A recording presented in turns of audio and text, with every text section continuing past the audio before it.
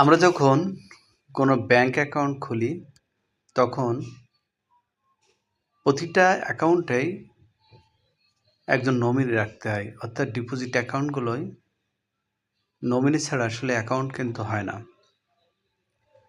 তো নমিনিটা কেন রাখা হয়, যে কখনো যদি দেখা যায় কোনো গ্রাহক হঠাৎ করে মৃত্যুবরণ করে বা গ্রাহকের অনুপস্থিতিতে এই টাকাটা প্রদান করার প্রয়োজনীয়তা হয়, সেক্ষেত্রে কিন্তু নমিনির প্রয়োজন হয়।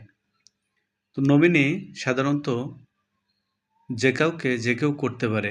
তো যে কাউকে নমিনি করলে কিন্তু এর একটা সমস্যাও আছে।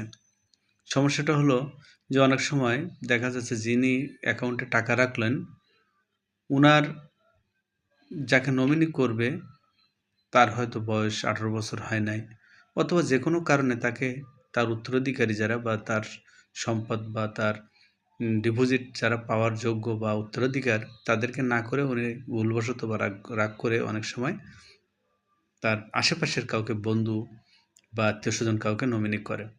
তো এই ধরনের নমিনি করার ক্ষেত্রে কিন্তু জটিলতা তৈরি হয়েছিল। একবার হাইকোর্ট কিন্তু রায়ও দিয়েছিল যে নমিনি টাকা পাবে না, টাকা পাবে তার উত্তরাধিকারীরা। কিন্তু এই আইনটা কিন্তু টেকে নাই।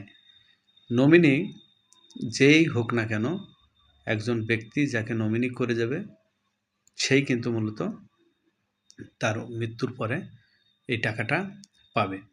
অর্থাৎ নমিনি করার ক্ষেত্রে তার সন্তান, স্ত্রী বা যারা তার অবর্তমানে ওই টাকা পয়সার মালিক হবে, উত্তরাধিকার হবে, তাদেরকেই নমিনি করা কিন্তু যুক্তিযুক্ত এবং সমীচীন আর কি।